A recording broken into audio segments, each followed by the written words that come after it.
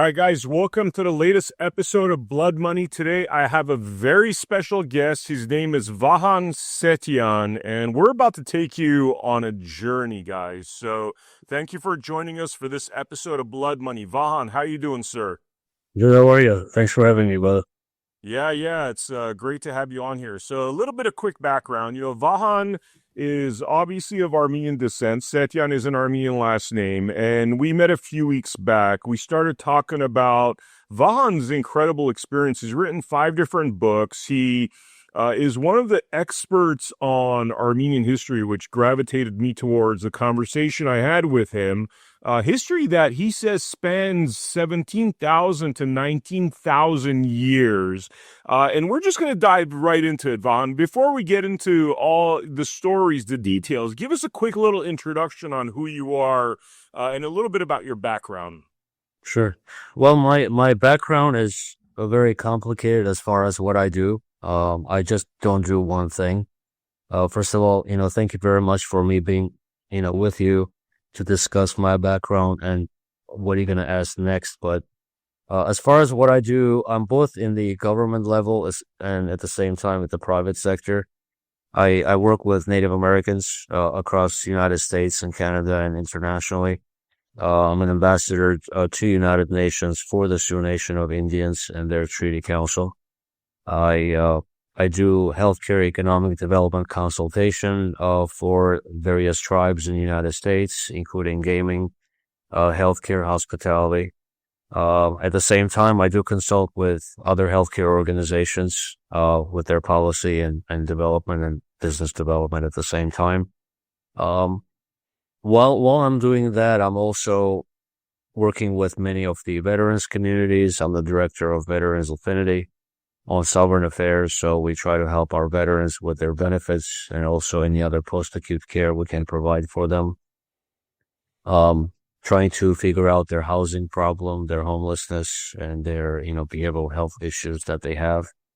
While doing that, I'm also the director of Goodwill and Ambassadorship at the Asian American National Committee, where we try to include all the underserved communities in our healthcare economic development projects, whatever we can take that to. Plus, at the same time, I've been involved in ancient historical examination of language, and I've written several books on that. With my own perspective, with consulting with other experts in the field. So it has been a very interesting journey. I spent time and lived on the reservation with the Native American communities. And as a non-native, it's a huge honor. At the same time, it's a huge burden to see all these things happening within the United States, and the media doesn't cover that. So that's something that I always try to put at the forefront of media and books for the public to know that, we have many underserved communities that the media doesn't talk about, and we need the attention to be misdirected and allocated to those sectors where we can help them, with their elements that they're facing every day. So, again, I am in various fields, but at the same time, I'm trying to just do as much as I can to help the communities that need the help with the help of the investors and, government officials and the private sector, to make things better for tomorrow. The thing that I found really interesting is that usually Native communities don't bring on an Armenian guy or anybody from the outside to help them run the show. And you're pretty prominent. I mean, you're one of the main players. Tell me about that a little bit. Well, it was kind of interesting how I got in there. It was them that reached out to me more than 10 years ago, asking me to help them. Their council reached out to me. Very surprisingly, they don't do that, but they did. As a healthcare consultant, I was helping few companies here in Arizona, especially with elder care and cancer care for the seniors. So they heard about me and they gave me a call. So I drove out there to their capital at Window Rock in the Navajo Nation, which is the largest tribe in the United States. And then after we had our first meeting, I realized that they do need a lot of help. And it's a matter of making a decision whether you forget what you heard and what you saw and you go about your day, or you decide to stay and help them out. And I have this feeling that I may have the capability for me to help them, especially the cancer patients and their elder veterans that are on the reservation that are suffering.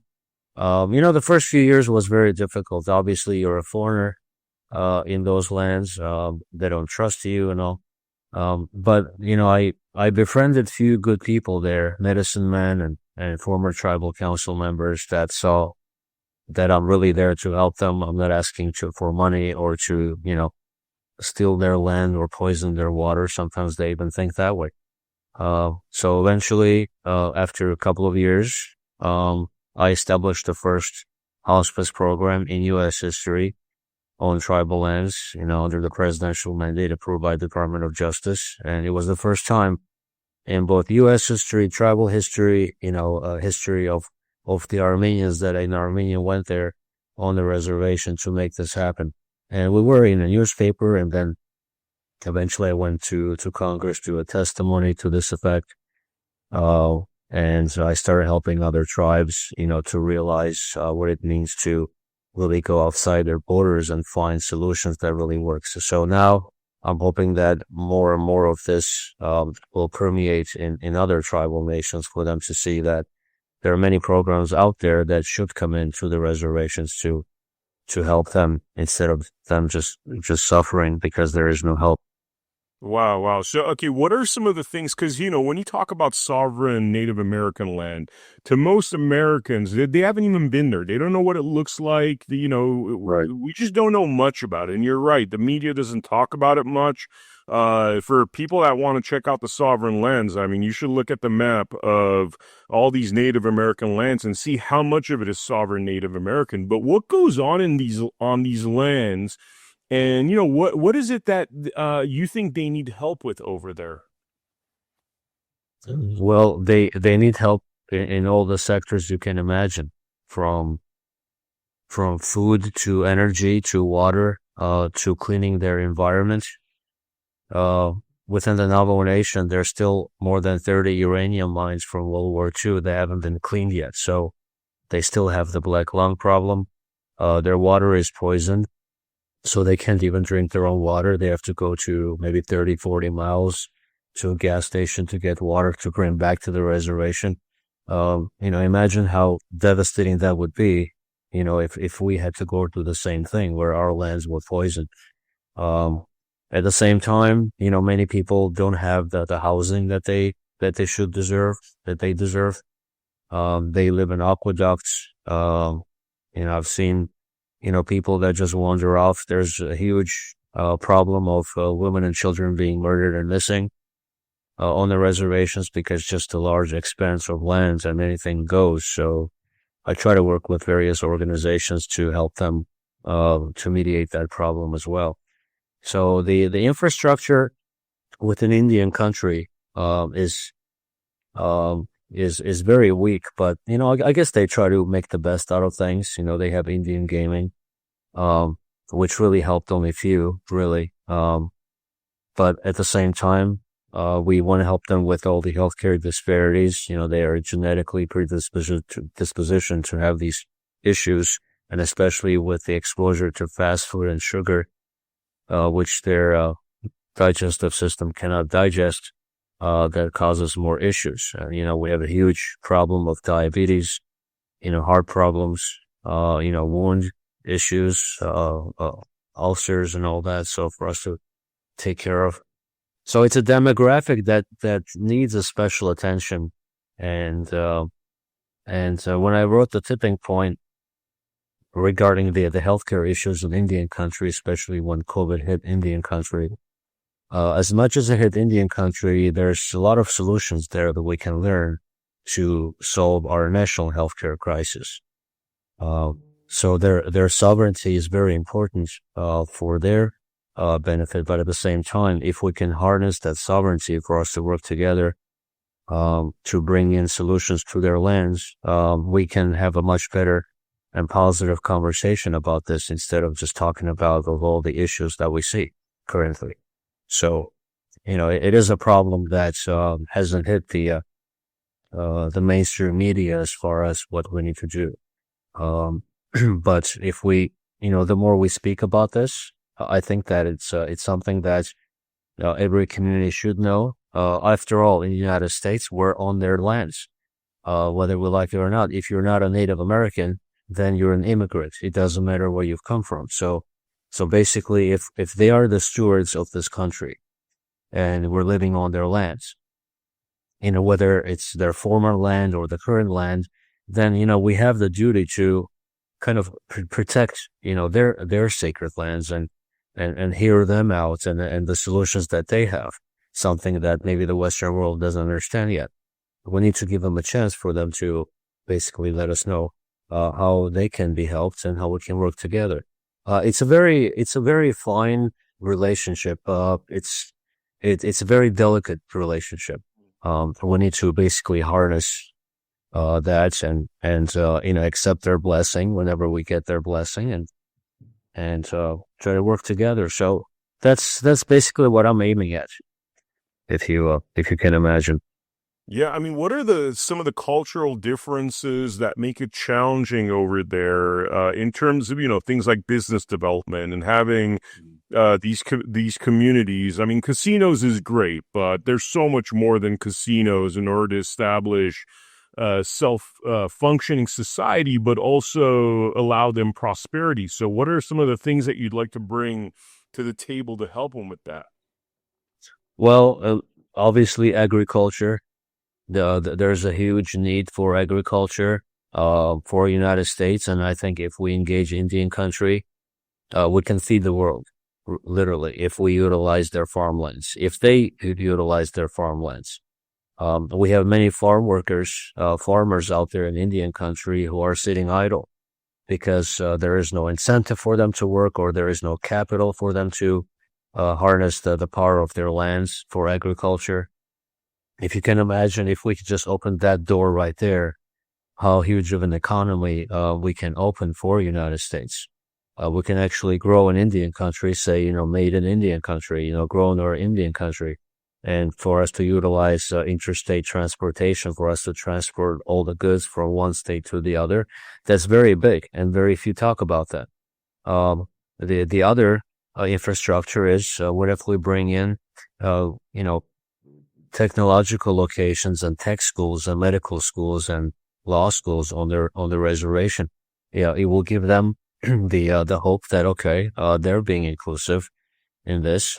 Why not have Indian country be more involved in the mainstream economy? And of course, their sovereignty is very huge. If they decide to exercise that, we can participate in international import export, with other countries directly to Indian country. And I think that that conversation is already happening. I'm just hoping that for there to be more, intertribal commerce and intertribal involvement instead of just one tribe doing it. There needs to be some sense of comradeship and camaraderie amongst themselves to create this economy. And that's why, whenever I deal with investors, I do talk about the opportunities in Indian country. Some people may be scared because they're sovereign lands and they don't have control over what's transpiring, but it's not as severe as people think. It's like, many hotels are built on sovereign lands for a mutually beneficial project. We go to other countries and establish manufacturing plants in other countries. It's the same thing. I mean, if we're going to be scared because, a certain country or a sovereign land may do something that will, force you to lose your property, then there will be no investment at all in, across the, the globe, But we see many instances where hotels come in, Elon Musk comes in and opens up a manufacturing plant in New Mexico on tribal lands. We have the Butterfly Museum that has had more than 100 million investment coming into tribal lands, to utilize that opportunity. So, it's the same thing with any other investment. If both sides have a mutually beneficial agreement that can help both sides, then, people shouldn't be afraid of investing into Indian country and in sovereign lands. There's a huge opportunity. It's an untapped market. I mean, it's no different than investing in Argentina or Yeah. UK, but it just happens to be on the same continent as us. That's right. Yeah, it's the same. I mean, isn't it better, let's say, for us to invest in this sovereign land versus another sovereign country? If we need to go abroad, there should be an opportunity for us to sit down and have a dialogue with the elders of Indian country. They do ask for investment.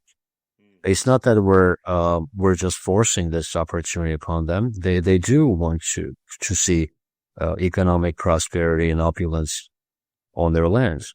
They have a lot of land. They ask, if investors can come in to do agricultural projects, if they can put in, private hospitals.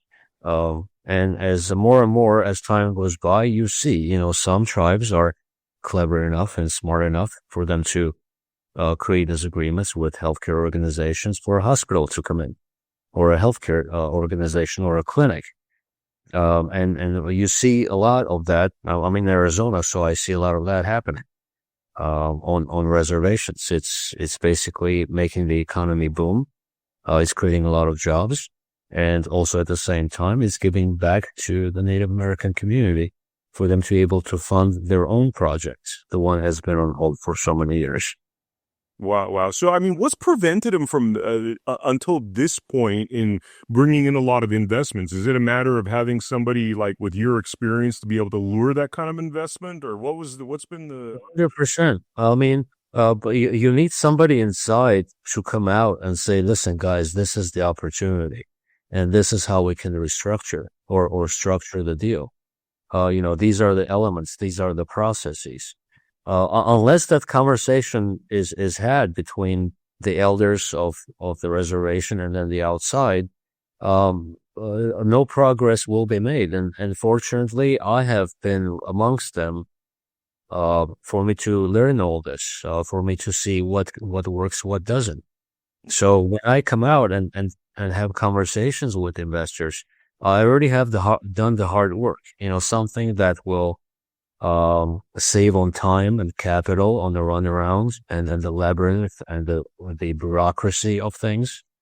It's the same thing as dealing, let's say, with China or Japan. You need to understand their culture. You need to find a way for you to have a dialogue that makes sense for both sides. And you can't have that until somebody or people from where you want to do business at comes out and says, okay, guys, this is the platform now. If you listen to me, if you follow these directions, both sides will win. So it's the same situation. And I think that's why I see more and more investors, reaching out to me, for any of the opportunities that comes around, for us to do on tribal lands. Stem cell research and treatment, for example. Bringing in, the wellness destination, on the reservation versus our own citizens going to other countries for their wellness. I mean, we see it all the time. Instead of us bringing the world here in the United States for wellness, Yeah. we have our own citizens go to other countries and spend the U.S. dollars abroad instead of the world coming here. So that's the other project that I'm working on. Well, I mean, we do a lot of different interviews, but one of the ladies I interviewed recently does this psilocybin therapy for PTSD, but she's got to bring people to Costa Rica, so she won't get trouble here. In terms of stem cells, I know people that also do it within the United States, but they have to go through this process where you're almost considered a foreign national, so they have no jurisdiction. It's some kind of legal process. But essentially, people are having a really hard time with some of those groundbreaking therapies. So you're saying if they do that on sovereign land, then they could pretty much do whatever they want to do that most people would go to Mexico or Costa Rica or Africa for. Right. Well, if the sovereignty and the treaties are exercised properly to ensure the public that whatever procedure is being done is safe, or as opposed to anything goes, at least sovereign lands have more flexibility in bringing in those wellness programs that otherwise would be difficult in fee simple lands. So that's something that's why we want to utilize the sovereign powers for the greater good. In this case, healthcare and wellness. And that's why I started to do the healthcare, because that's what we need. We have a national healthcare crisis. We have many people that go abroad to get cured and get treated versus them doing here. And there's a lot of capital sitting on a sideline for it to be invested in stem cell treatment. But unfortunately, the regulations that we have set up now with the FDA and CDC, makes it very difficult for even the most simplest and most proven, treatments to reach the people that need it. So sometimes we need to realize that it's not whether we have cures or solutions for healthcare. It's the bureaucracy and the red tape, that's there which is barring people from being exposed to this treatment. So let me ask you, I mean, because we have so many people that are into these alternate forms of medicine, mental health care, what would the process be if somebody was like, if I was to tell one of these individuals, hey, you don't have to do this in Costa Rica, you could do this on native land. I mean, is there investment for this sort of thing? How would they go about transferring their business from overseas, foreign countries, to sovereign land within the continental U.S.? Well, the topic we're discussing, I mean, if it goes out to the mainstream media, there will be a huge influx of at least inquiry of how and where this can be done. The good thing is that the relationships that we have with different tribes that are open for healthcare economic development is where we can go to have these type of discussions. For example, there are many tribes that have allocated acres upon acres for an outside investment to come in and to work with them, whether through a tribal enterprise or directly with the tribal government, is free to exercise the sovereignty and bring in a healthcare community or even a healthcare city and just be built on tribal lands. I mean, let's say you do a 99-year lease, you bring your investment in, and now the entire medical city is open for both all the tribal members and also from people abroad. Now the investors are going to ask, okay, how we're going to make money? Well, the thing is that if you're going to bring in these special treatments on sovereign lands, well, let's make sure we bring in all the treatments that you are making money, in other countries. In other words, let's turn the table and invest into these lands that have been appropriated for these type of projects. And by doing that, you're empowering the tribe, and then in reverse, the powers in tribe, empowering you to continue bringing in this business into their sovereign lands. And that's what I'm saying. There's a win-win situation. And especially if the tribe sees the benefit of this, they will exercise their full sovereign powers to make sure that the operation runs smoothly. Of course, you want to have an obvious, checks and balances on healthcare and wellness and rules and regulations to make sure that everybody is functioning under certain protocols to make sure nobody gets hurt. But same thing is happening in Costa Rica, in Japan, in Israel. Well, people go to Turkey, for example.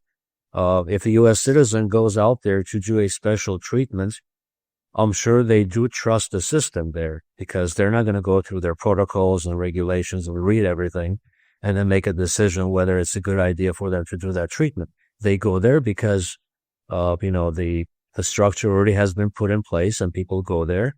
And through hearsay, they go and do the same procedure. So same thing can happen in the United States, where the world can come to the United States for all their wellness needs instead of just coming to the United States to do a specific, surgical procedure and then leaving.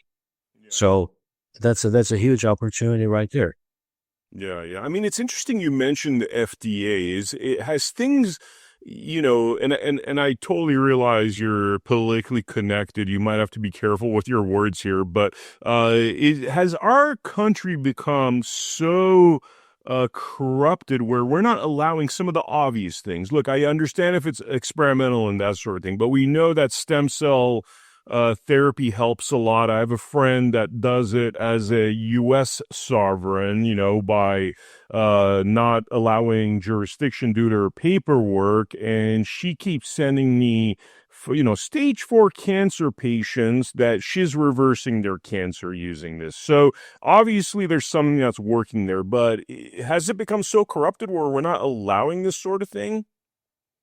Well, obviously, I mean, it's not that we don't have solutions for it. It's the bureaucracy and the red tape that is barring us from giving the solutions to the people. Um, I mean, if you're a big pharma, for example, and as a scientist, I come in and say, listen, I found cure for cancer. What's going to happen to me if you rely on continuous, sick care?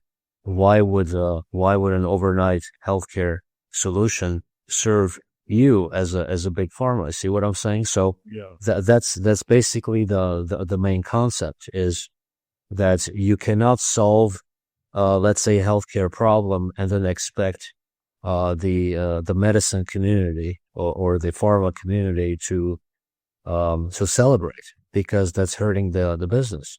And of course, the triangle of CDC, FDA, uh, and even CMS, they work together.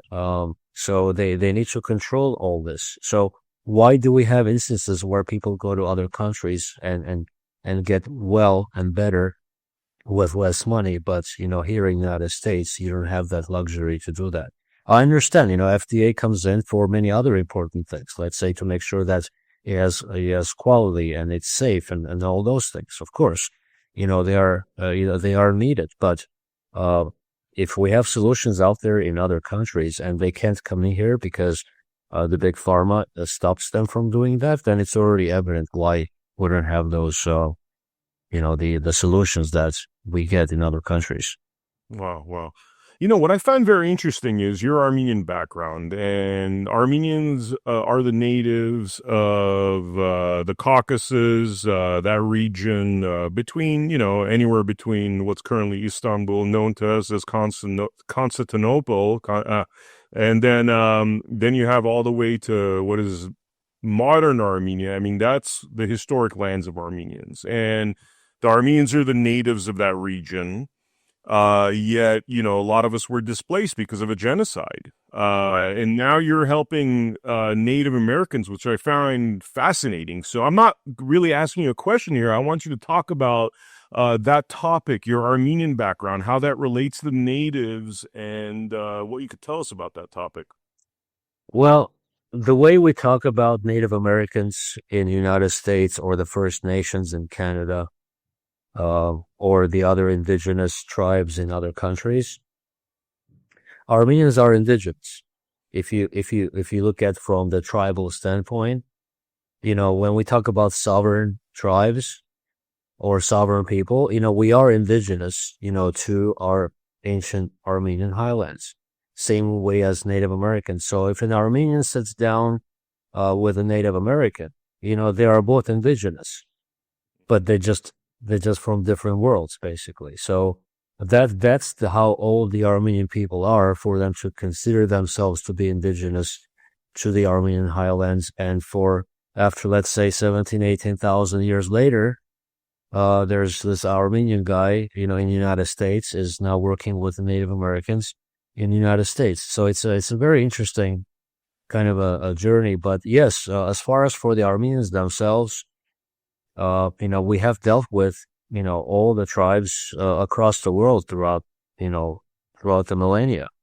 It seems like we have traveled the world. We have navigated, around the earth, and we have met other indigenous people from Polynesia all the way to Japan, all the way to the United States throughout our course of navigation. It's just that time forgot.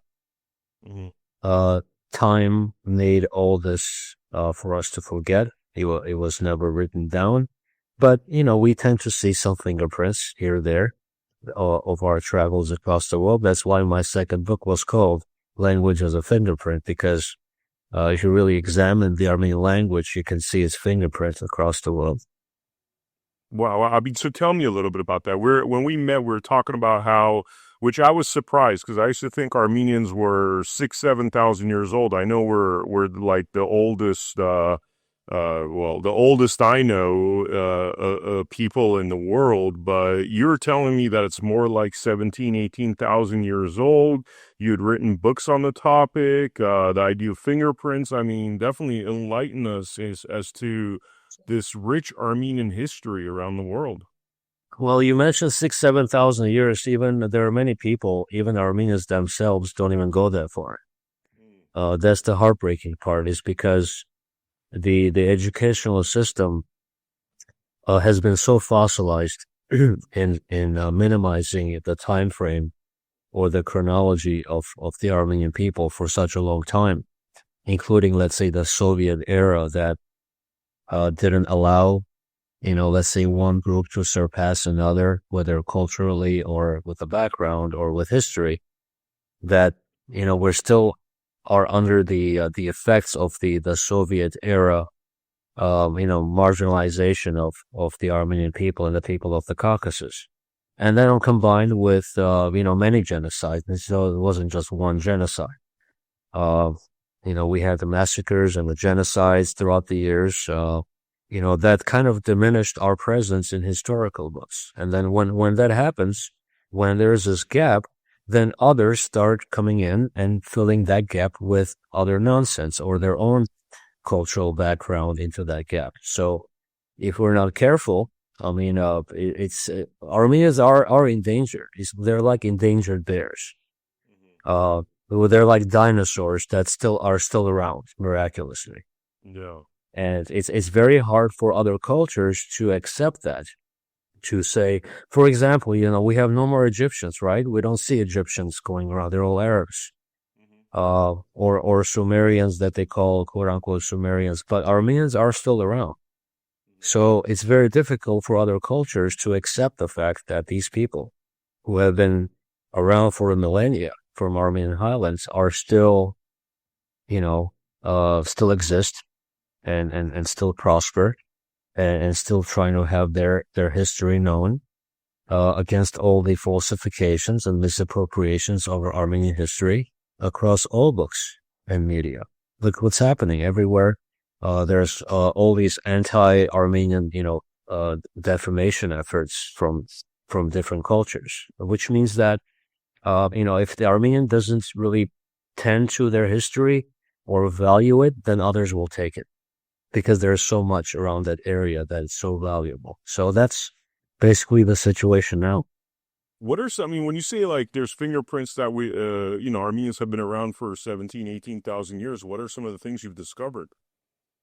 Well, if you just resorting to all the researchers lately, from the examination of the Polynesian language to the bedrock of various cultural elements in Japan, for example, in North America, South America, you can see not only Armenian elements, you see words there, you see cultural parallels, you see symbolic parallels, and there is no denying that sometime many thousands of years ago there was a contact where two cultures met and they exchanged the information, and just time really forgot. And now we come back and we hear, let's say, a word here, word there that is basically so blatantly Armenian that there was no way that it was just a coincidence that you have, let's say, 500 or 1,000 words in the Polynesian language, for example, that are basically sound like Armenian, but it's a coincidence that it sounds like Armenian, even though it sounds the same and means the same thing. So there's a coincidence. There's also, statistically significant conclusion that, we cannot discount that we had our ancient contacts many thousands of years ago. We just never realized that was the case. And I think it's a group effort too. Sometimes when other cultures do their own examinations, they will uncover certain things that maybe in Armenia would be very valuable. in being inclusive in examining that evidence. For example, what's happening in ancient Armenia now, modern Turkey, where they unearth old, thousands of years of temples, for example. Let's say, Portasar, which the Turks change it to Göbekli Tepe, for example. That's at least 10,000 years old. But uh, they're not allowing Armenians to examine those cultural artifacts, which is very contrary to this scientific approach of doing things, because you needed the Armenian to be there because they lived there. You need their input to understand the symbolism and the including the where everything is found. You need their input so you can have a better conceptualization of what's really happening, what's being found. Otherwise, it's incomplete. Hmm. I mean, for people that don't know, Turkey claims to have been the natives of the land, which is actually Armenian land historically, and they've gone to a great effort to cover up the native Armenians over there. And so, just like you were saying, they try to appropriate it but erase the past. What do we find in places like what you had mentioned, Göbekli Tepe, I think you said, Yeah, that are yeah. indications that Armenians were the natives over there? Well, a Portasar, which is Göbekli Tepe in Turkish, basically a naval hill. It's one of many examples of what's being unearthed, and you need to look at ancient Armenian highlands from an ancient perspective and map. And I do have a map I want to show to the audience so they can Please do, yeah. understand. So I'm gonna share my screen for a second. Um, so at least you can see what I'm talking about. So let's say if we concentrate, do you see it? Yep, yep. So this is just an example I want to show to the audience because that's the best way you can see it. The yellow line, the region, is basically ancient Armenian highlands. Actually, it's bigger than that, but you can just try to visualize this going back, let's say 10,000, 12,000 years ago.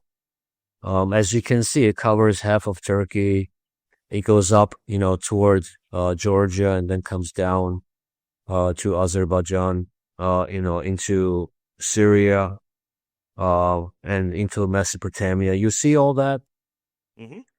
Well, try to have this vision as we talk about basically ancient history. And for example, if you look at this, um, this area right here is the same yellow area that I showed previously. And these are some of the findings, including Portasar, Göbekli Tepe, and Karahan, and all that. Now, this lies within ancient Armenian highlands. And it's not just because it's within the Armenian highlands that we're connecting to Armenians, but the language and the DNA examinations and all lead Armenians back to this time. Now, whether the scientific community wants to deny it or not, the fact of the matter is that the ancient Armenian community has been involved in both the construction and also within the presence of this proximity. And the reason why I want to show you this is because, for example, this is one of the pillars in Portasar. Hmm. As you can see, we have all these designs. You see this right here that looks like a fox kind of a hide, Yep. where you see the tail and all that. You see that? Hmm. Okay. Well, what's interesting is that about 100 years ago, an artifact was found in Bombay, and it was bought by a Jew. And then that Jew brought this artifact into Georgia, the country of Georgia, into a news center where he asked one of his colleagues if this can be interpreted because not only does it look Armenian, there's also Armenian letters on the bottom. And the interesting thing is that this is a pre-Christian bas relief. In other words, this is a clay tablet that was found, and this is a photo taken from 1903. The interesting is that when you see this the same height here, that's one indication that it's connected to Portasar in Armenia. You see the pillar here is the same pillar as in Portasar. And then on the bottom here are all these pre-Christian Armenian letters, which is a closer look at this, as you can see. So this basically completely refutes the idea that Master of Mashtos created the Armenian alphabet, because it's preposterous. I to got think. a little quick background for people that don't understand that, because as Armenians, and this kind of shows you that even within the culture, the truth is not being told to us, because what's told, and when you go study Armenian history at, say, UCLA, is that Christianity, so after Christ, this guy named Mesrop Mashtots was inspired by God to come up with the Armenian alphabet. And prior to that, we did not have an Armenian alphabet. But what you showed me is pre-Mesrop Mashtots, there being an Armenian alphabet. Am I correct? Oh, absolutely. Oh, definitely. It's preposterous to think that way. Listen, we don't want to discount the efforts of people in the past, including Master of Mashtots. Now, whether he was a real person or a mythological person, that's another topic. And it's a 50-50 chance that he never was real. He was just invented. But just let's say he was real. And if the idea is for him to come and reintroduce the letters after, let's say, the Christianization of Armenia, because the transition from being Mithraic Armenians into Christian Armenians, there was a huge battle and a huge war. Many Armenians died who were forcibly converted to Christianity. And because of that, obviously, many books and libraries were burned like any other culture, right? It's not just Armenia's case. But in Armenia's case, it was basically 100% destruction. All the books, everything else were destroyed. All the Mithraic priests were killed. And whatever was ancient Armenian, it was incorporated into the Armenian Christian cultural tangent. Because who did that? Those is Armenians versus Armenians? Armenians versus Armenians, yes. Non-Christian Armenians with already converted Armenians, yes. There was a lot of situations where, let's say, Gregory the Illuminator, for example, he was an Armenian, but he's a patron saint. He came in and he ordered all the Armenian temples and books to be burned, and for those who refused to convert to Christianity to be killed. And obviously, you had to have, your Armenian counterparts to follow those orders. So many of all those things happen. It's not a mystery that has happened. It's just that we want to downplay that and just only emphasize the good part about Christianity coming into Armenia, right? But it's not always the case. Like any other country or any other culture, there's always this big upheaval when something big is about to change. But that took almost 100 years. After 100 years, if a child is born, they will never know that they had 10,000 years of history before them, because everything has been destroyed already. Now they're exposed to a new reality. And this new reality has been immersed in all our historical books until today. And only recently that we have started examining ancient Armenian culture and language, I would say maybe the last 200 years. And now with the Armenian petroglyphs, and so with evidences that we actually had, many things happening in Armenia. We were the first metal smelters. We were the first astronomers. So we were the first to navigate. So when you have all these extraordinary things happening within your culture, it's inconceivable for you to not have your own literature. Armenians had their own god of literature. God Tir was god of literature. So you cannot have your own national god of literature and have no literature. It doesn't make any sense. Christian. So this is pre-Christian. It goes against the myth that it all really was inspired by Christianity. Yeah, that's the thing. And Christianity takes a lot of credit, obviously, because it wants to say that one of their own monks had this divine inspiration. And then, after a while, people start changing the narrative. They're saying, oh, well, it doesn't mean he reintroduced it, or those things. Yeah, there are variations of. So if he reintroduced it, that means we had something before. It's very obvious. That artifact you showed me with the Armenian letters on the bottom, how old Yeah. is that? Well, it's a pre-Christian, so it needs to be at least, at least 1,000 years old. At least 1,000 years old, even before that. So 1,000 years BC, you're saying? Yeah, yeah. It has to go back to our Mithraistic times. It has to be at least, what are we, to 2026, at least 2,000, 3,000 years old for it to make sense. Because it already has the elements of the Mithraistic religion that was in Armenia, the symbolism, the pillar, and everything else. The interesting thing is that we found these things in Göbekli Tepe in Portasar, which was discovered in 1990s.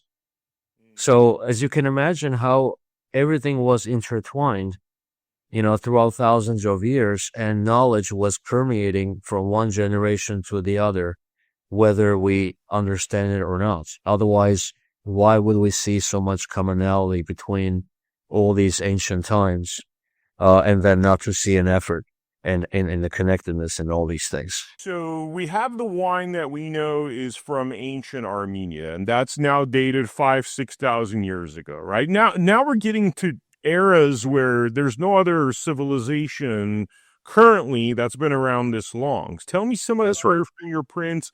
You mentioned the Polynesians. I mean, how far back does the Polynesian history and language go? Well, the Polynesian language is relatively, newer than the Armenian language. I can show you another PowerPoint if you wish.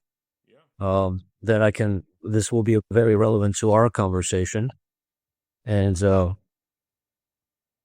example,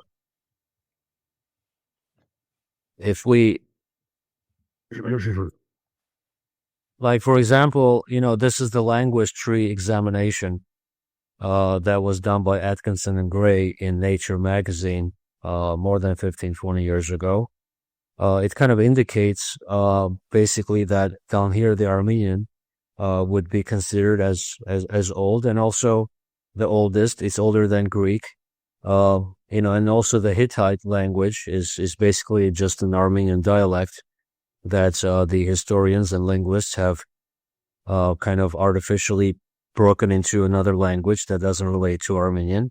And there are several books. Hittites, sorry to interrupt you. So Hittites look like they're going all the way back to almost 7,000 BC is when the Hittites are around. It looks like about 6,700 and something right there, according to this chart. Yeah, and Hittite.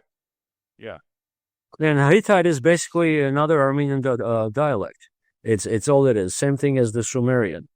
So basically it is the academia recently that has kind of partitioned the Armenians from other cultures and said that, well, they're different and here, there, but more and more evidence shows that they were the same people with different dialects speaking with one another. There are more than 100 Armenian dialects right now, and they're very dialects that basically, even if they speak with one another, they will never understand each other, and they don't even think that's Armenian, even though it's an Armenian dialect. So imagine what was happening many thousands of years ago, and then you have these contemporary linguists trying to divide the people the Armenians themselves from their own dialect and making it into a different artificial culture, basically. So that's Wow. Wow. I went to what's called Western Armenia, Eastern Turkey, and I saw a lot of the Hittite ruins over there. And this is way pre-Roman. I mean, we're going all the way back basically almost 9,000 years ago if you look at the Hittite history. yeah. Um so I mean, it seems as though there's an effort until today to destroy Armenians, defame Armenians. I mean, for people that don't know, there's been 150 years, at least that I'm aware of, since the mid 1800s, where there's been genocide massacre, most recently ethnic cleansing in Azerbaijan, stealing of Armenian territory. I mean, why do people so badly want to destroy Armenia and the Armenian culture and erase us from the planet? Well, I mean, you have to look at the relationship within that region. You have Muslims versus Christians, um, and then you have basically other cultures that want to appropriate the Armenian culture. Even Georgia does that. There are many Armenian churches in Georgia, and the Georgians are removing all the cross stones with Armenian inscriptions on them, and then telling the world that it's a Georgian church. So it's not even, ancient things that's being destroyed. Even contemporary, Armenian Christian churches are being destroyed, and others are taking, over that. So the idea is that the Armenian culture and heritage is very valuable. Um, it is considered to be the bedrock of human civilization. That's why David Lang in 1970s wrote a book called Armenia, the Cradle of Civilization. There is a reason why he wrote that, because, many of the first came from Armenia. Animal domestication, agriculture, the first, the rough scripts, that were turned into literature and alphabet eventually, which was a bedrock for others. And it's very difficult, again, for other newer cultures to accept that Armenia had such a big influence in the development of human civilization. And when I say human civilization, I mean from hunter and gatherers into a structured, a human, cultural environment. You have systematic religion, you have animal domestication, and the way you preserve the food, and different, food elements that comes in for you being a sedentary, tribe that has been there for thousands of years for you to be able to do all this. And so there's always this friction. And then that's why you see, Turkey and Azerbaijan, they're trying to, embed themselves within that region, that they were there longer than people thought. Well, once you repeat those things over and over again, if people are not careful, that's going to be the new, fact in the future, unless, we have this effort of anti-defamation where we need to kind of counteract that. So that way it's good for the benefit of the entire human species. Humanity needs to understand that, certain cultures need to be respected, and they need to give the credit when the credit is due. And the Armenians are basically that culture that has given so much to human civilization. It's just that the time really forgot, and we're just trying to bring that to the forefront again. Wow, wow. I know we're short on time. We said about an hour. Is there anything we haven't talked about that you want to present, talk about, show? I mean, the mic is yours. Well, listen, I can be here for a week, and we will not even scratch the surface of all the things that I wanted to talk to you about. But there's one thing I want to show you, at least to the audience, if I may, by sharing one more slide. And maybe that can be the precursor of our next topic, and we can go beyond that. And so, which is this presentation slide right here.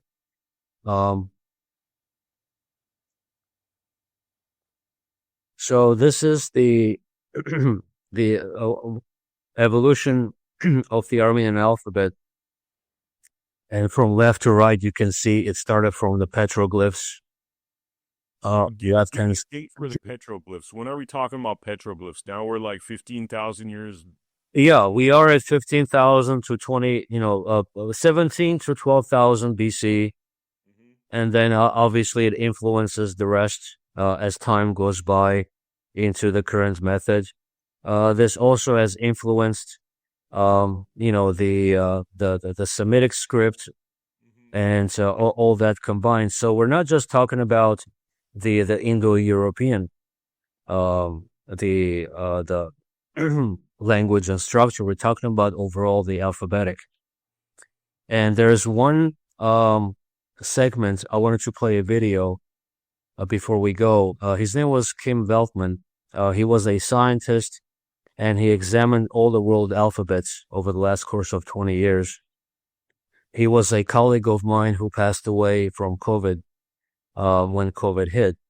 But he had a very special message to the world about the Armenian alphabet. I wanna play this video. It's about 2 minutes, Sure. and please pay attention to him dating the Armenian alphabet. Okay, and then just compare it to what you have been heard in your historical books. So I'm gonna go here. Let me just share my screen, and I'm gonna play the video. Hopefully, you can hear it. To the Holy Land, and then becomes the basis of the Georgian language, because Georgia is, of course, a quite recent country. It used to be Colchis and Albania of the Caucasus, and then that was combined to create what we now think of as Georgia. And the man that did that between the years 400 and 430 was Mashtosh, who also did the new version of the Armenian alphabet, which traces its roots back to 17,000 BC. But as I say, we're not going into all the details this evening. Repeat the number. The Armenians, how many thousand? 17,000 BC. 17,000. Yes. Could you, before we go away from that last one, could you go down to that last slide with the evolution of alphabet? Is there a way for you to zoom in so we could see a little closer? Is that possible? Sure, I think so. Okay. This is cool. I've seen this before. Wow. So, you have it being pretty much the bedrock of most languages. Of course. Wow. And see, And I will. notice how they say Mesrobian 404 AD. That's the myth that's told to Armenians, which is the third column from the right. But we're going way back. What you showed was pre-Christ. Oh yeah. Here, let me show you one thing. Can you see my cursor? Yeah. Okay, you see this right here? Yep, that's the I letter. Yeah, that's the Armenian, the first letter of the Armenian alphabet. This goes back to 5,000 BC. Wow. How can this be 5,000 BC and then Messer of Mashtots created this? Wow. It could have been that, we were somewhere in there was wars to destroy. We were left mostly languageless, and then he brought it back, perhaps. That could be the truth, but he certainly didn't create it, because we saw it precedes that. Well, look at all the evidence that we have. Obviously the script starts at the petroglyphs and the scripts, and then it affects everything else, like with anything else. Here, let me show you one other slide. Now, this was done by Hamlet Martyriosyan. He's an Armenologist and a physicist, and he shows all the petroglyphs that we have. Ukhtasar is in Armenia, and Yegyptos is Egypt. So this row right here, this column, is all Armenian symbols, and then here are Egyptian, and then Armenian and Egyptian. Wow. So Armenia influenced what we know as ancient Egypt. That's right. Wow. Yeah. So our Haikazin, it was called Hyksos, but it's actually Haikazun. So Haikazun tribes ventured down to Egypt in 3 waves throughout 4,000 or 5,000 years, and that's how they influenced Egypt. Wow. So amazing. Wow. Vahan, this has been such a great pleasure, man. We got to have you back on Thank you. Appreciate it. Anytime. Anytime. About this for the next week, but we're gonna have multiple parts to Vahan telling us, this ancient knowledge and really digging into what really happened in world history. I think a lot of Americans are realizing that, and a lot of people around the world are realizing that the history they teach us is not quite accurate. And Yo, I it's don't not. know how consequential the Armenian people have been, but it Oh, yeah.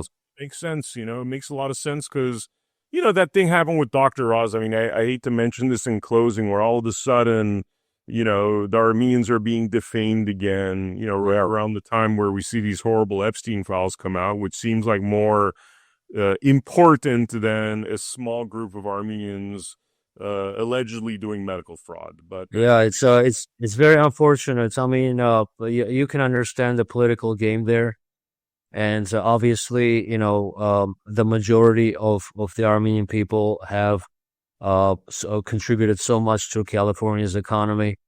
Those allegations of fraud already has been removed many years ago. Even Governor Newsom came out, already said that, the hospice situation was already resolved. We had put the moratoriums on there and so forth. So it's more of a political game than anything else. And as unfortunately, the Armenian community had to be exposed to such a travesty. And I hope that this can be mediated as soon as possible, because it's not fair, even for those little guys that actually see no profit margin, but are there to at least keep a business going. And it's going to have a lot of negative repercussions in the community, to those old people who are actually doing good. yeah, So yeah. I think Most Americans, it's like you go after Somalians and then you tag Armenians onto it. It kind of makes us seem like, this bad group of people. But, again, like we've seen bad individuals go to such extents to cover up the true history. And it seems as though this is part of that.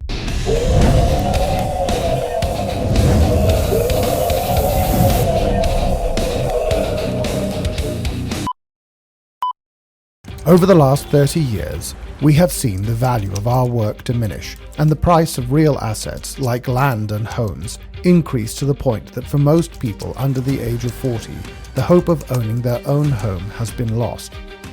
The response of governments around the world to the 2008 global financial crisis and COVID was to defer the cost of these events to the future.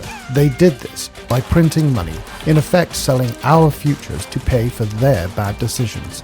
This is corporatism, not capitalism. Money printing didn't hurt those in power, nor those who supported them, because they had real assets, property, shares in businesses that rose in price to match the inflation of money supply. But for most of us around the world, it sold our future for a fraction of its value. In response to this, a mysterious figure known as Satoshi Nakamoto created Bitcoin. He wanted to create a currency that could not be printed on command, thereby devaluing our labor. A currency that could be traded electronically between people without intermediation, allowing all of us to participate fairly in the economy. But if you tried to buy your groceries with Bitcoin, you'd stand at the checkout for at least 10 minutes, probably hours, waiting for the transaction to process, and the fee would cost you more than the carton of eggs and bag of apples. Bitcoin's limitations meant that it stopped being considered a currency in 2016 and was instead called a store of value. But it opened the door for someone to create a genuine currency that nobody controlled, but everyone could use. That someone is us. We created the Gajumaru blockchain and the Gaju currency. The Gaju is real money you can use, whether that is to buy a loaf of bread, pay for a haircut, buy a t-shirt, in fact buy or sell anything. It is a currency for everyday use. On Gaju Market, anyone can buy and sell any legal goods or services, just like you would on eBay, but at a fraction of the cost. Like Bitcoin, Gajus are mined on a computer. Unlike Bitcoin, mining Gajus does not require specialized equipment, nor huge power supplies. During our protected rollout, you can mine this on everyday computers, like the ones that sit in your home doing nothing for most of the day. we are working to get millions of people like you to mine the Gaju Maru and be rewarded with Gajus that you can then use as real money. At the end of 2026, the Gaju Maru will open to public mining. By then, we will have brought together millions of people like you to mine the Gaju Maru. This will create such powerful combined computing capacity across so many millions of people that the Gaju Maru can remain highly decentralized, enabling an economy for the people, by the people. To make all of this possible, we offer a variety of mining packages that combine all of the software and services you need on our website, gajumining.com. The software is simple to install, and there is a step-by-step guide that will get you mining and participating quickly and easily. You can buy those packages now. You can start mining the Gaju Maru and being rewarded in Gajus now. Select a suitable mining package from the gajumining.com web store. Install and activate the software on your device and start mining today. This is an opportunity to be part of a movement to restore our humanity, our dignity, our sovereignty, creating a better future for everyone. For the first time in thousands of years, you will directly benefit from your work, your ideas, without being taxed by intermediaries or needing permission to be part of the global economy. We believe that capitalism is I win, you win, we all win, not I win, you lose. That's corporatism. We refuse to pursue venture funding that would demand we play the corporatist game, and chose instead to grow this movement by giving everyone the opportunity to benefit from their contribution to the movement. Just like being able to mine Bitcoin in 2008 or 2009, getting early access to mining the Gaju Maru now allows you to mine the greatest number of Gajus and benefit most from being part of this movement. We want to share that with you. We want the whole world to be part of this. We want everyone who cares about our future to get on board and take this from a movement to a reality. We want to see an economy for the people, by the people, now. Join us. Put your fingerprints on humanity's story, our history. Be a leader in the economic emancipation of humanity. It's simple. Go to gajumining.com, select the mining package that's right for you, and get started today.